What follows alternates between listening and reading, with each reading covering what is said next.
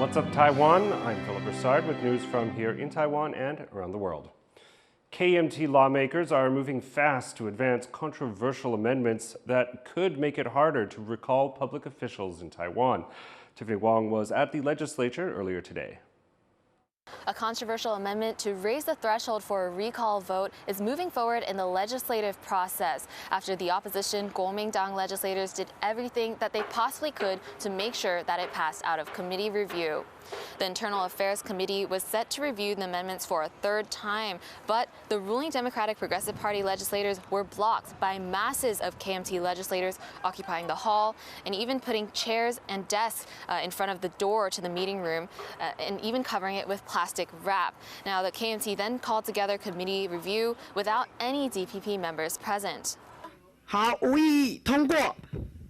The meeting was adjourned in just 3 minutes with only KMT members and their allies present to vote, which means that it can now move on to discussions on the floor. Now, immediately following the vote, we saw several DPP lawmakers voicing their concerns about the legislative process in this meeting on social media. One legislator comparing the KMT's actions to that of the Chinese Communist Party, and another saying that it brought up feelings of a martial law period. They say that KMT officials are so set on raising that recall threshold because they're afraid of being recalled themselves. Now, the KMT quickly held their own press conference with their caucus whip accusing the DPP of using similar tactics in the past. Now, the bill will go on to cross-party negotiations before any final vote is held. And there's another controversial amendment to add a signature verification requirement to recall petitions. That's going to have its third and final reading on the floor on Friday, meaning we can expect more clashes in the legislature in the coming days. Eason Chen and Tiffany Wong in Taipei for TaiwanPlus. Taiwan's main political parties are criticizing each other ahead of a goodwill forum between Taipei and Shanghai. That's after Shanghai's delegation excluded Taiwanese politicians critical of Beijing from a lunch invitation. Cadence Quaranta reports. A lunch at the upcoming Taipei-Shanghai Forum is coming with a side of controversy in Taiwan. Shanghai's delegation has excluded members of Taiwan's Democratic Progressive Party, or DPP, from a meal it will host for Taiwanese officials during the forum, starting on Tuesday. The forum is one of the few remaining cross-strait exchanges between Taiwan and China, and the DPP, which views Taiwan as a sovereign country, a stance opposed by China, has criticized the decision. 这显然就是选择性的邀请。那请问蒋万安所谓的越有争议越要交流，不就是因此而破功吗？ But opposition lawmakers from Taiwan's Kuomintang, or KMT, who favor closer relations with China and were invited to the meal, questioned why DPP officials would want to come. 民进党的议员平常谈到对岸也都张牙舞爪的哦。那既然话不投机的话，何必来吃这顿饭呢？ The debate over lunch is just the latest controversy in an annual event held every year since 2010. This year's forum is the first to take place in Taipei since the pandemic. While some Chinese officials have already arrived, Taiwan's Mainland Affairs Council rejected 10 members of Shanghai's delegation last week, including Jin Mei, the official in charge of the city's Taiwan policies. A high-ranking Taiwan Straits Exchange Foundation official has urged Taipei's mayor to address the recent arrests of 3 Taiwanese nationals in China, as well as the 2023 arrest of a Taiwan-based publisher during the forum. However, the mayor's spokesperson has suggested that such issues are not his responsibility. 那以后是不是蒋万安来兼任海基会的董事长，不让上海的这个台办主任来到台北？那这中间我们要去找谁沟通呢？是不是有一点自相矛盾？ While it remains unclear whether other cross-strait issues will be brought up during this year's forum, Shanghai and Taipei are expected to sign agreements on smart medical care and zoo animal exchanges. But with every part of this visit proving contentious, any deals signed are sure to come under scrutiny. Ryan Wu and Cadence Quaranta for TaiwanPlus. Shanghai Deputy Mayor Hua Yuan and his delegation have landed in Taipei for the Twin Cities Forum, where they were met by media, supporters, and protesters. Our reporter Chris Gorin was at Taipei's Songshan Airport for their arrival and brings us this report. It was a lively scene here at Taipei's Songshan Airport, where Shanghai City Vice Mayor Hua Yuan and members of his delegation arrived to join the Twin Cities Forum. Now, you could say that for the members of the delegation, it was a pretty smooth rollout. They didn't take any questions as they walked through the hall, got into their cars, and drove away. At the same time, there were protesters from all sides of the cross-strait issue holding demonstrations outside. There was a pro-independence group shouting slogans at the vice mayor as he got into his car, and further down the street, there was a pro-unification group there to greet the members of the delegation.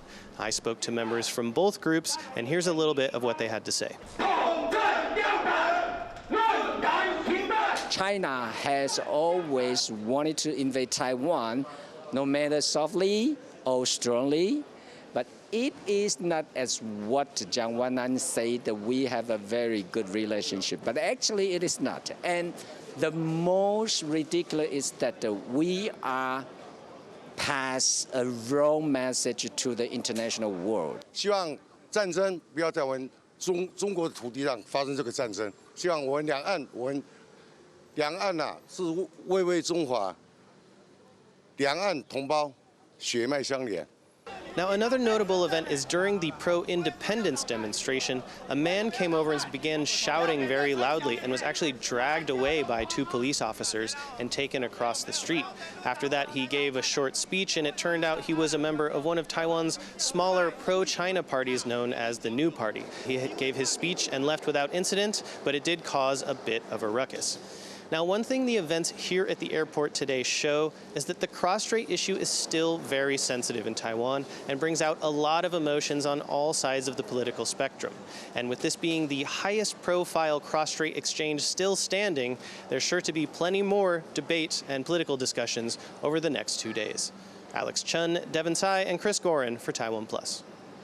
Taiwan has received a batch of advanced tanks it purchased from the United States. 38 M1A2T Abrams tanks arrived at the port of Taipei on Sunday. The military moved them to a training center in Hsinchu County after their arrival. Taiwan ordered 108 of the advanced battle tanks in 2019, and a deal worth over $1.2 billion. They are the first new tanks Taiwan has received from the U.S. in 30 years. The rest of the order is scheduled to be delivered through 2026. Manufacturers in China are preparing for big changes, with U.S. President-elect Donald Trump promising more tariffs on Chinese goods. Reese Ayers reports on how one underwear factory in a place known as China's lingerie capital fears tariff hikes could leave their business hanging by a lace thread. Patrolling a sea of lingerie, factory boss Lei Tong-rui inspects his mammoth stock of erotic clothing at a warehouse in Lianyungang, a city 5 hours north of Shanghai that's home to a county known as China's lingerie capital. 我们从事情趣内衣销售工作已经有18年了，只要有人类的地方就有我们的情趣内衣。 Lei's been in the panty-making business since he was in high school. And by his best guess, currently around 100,000 workers produce lingerie in Lianyungang. Lei says 70% of his revenue comes from sales to the United States, and business has been booming due to a tariff exemption rule known as de minimis, which allows packages valued under $800 and mailed directly to individuals to be shipped tariff-free. Financial services group Nomura estimates that around $240 billion worth of Chinese overseas sales this year benefit from the de minimis exemption. But it's a loophole both the Biden and Trump administrations have proposed to close, one they say is being exploited to traffic drugs like fentanyl. Coupled with Trump's promise of steeper tariffs on all Chinese imports to the US, Lei is feeling anxious.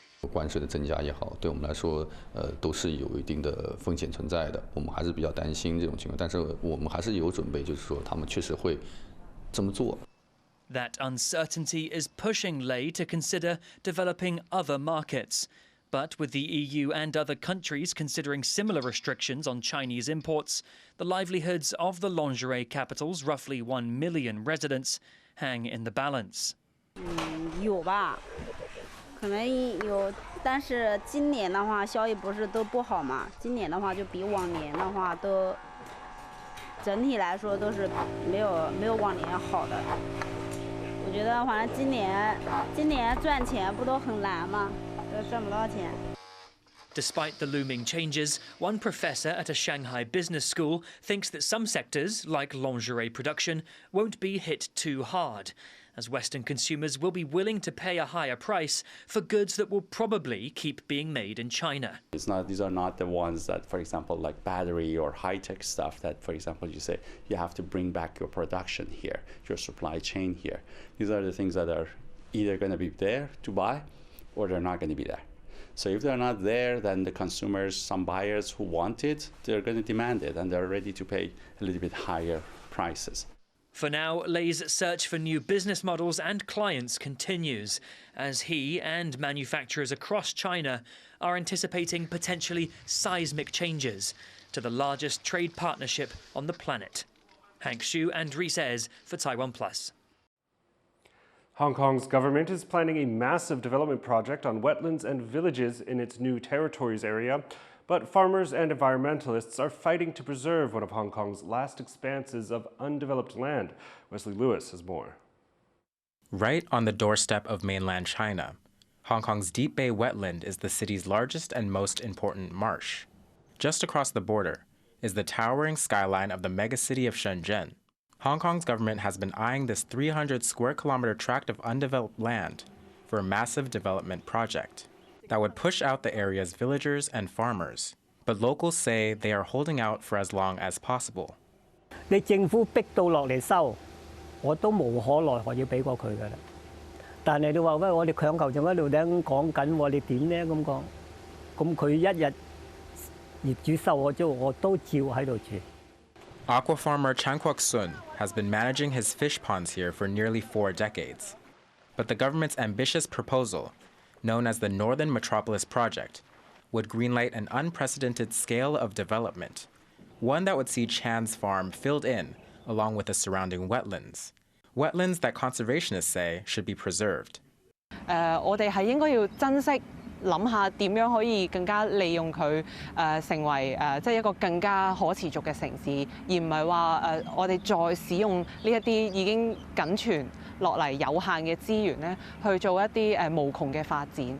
Conservationists say Hong Kong has the largest and most intact piece of coastal wetland in South China's Greater Bay Area, hosting crucial habitats for numerous species of migratory birds. The Hong Kong government says their urbanization plan would deepen integration with mainland China and create housing for around 2.5 million people. But local authorities argue the development goals would come at the expense of those who live there now. 嗱，即係講句好聽啲咧，就係犧牲小我，完成大王，係嘛？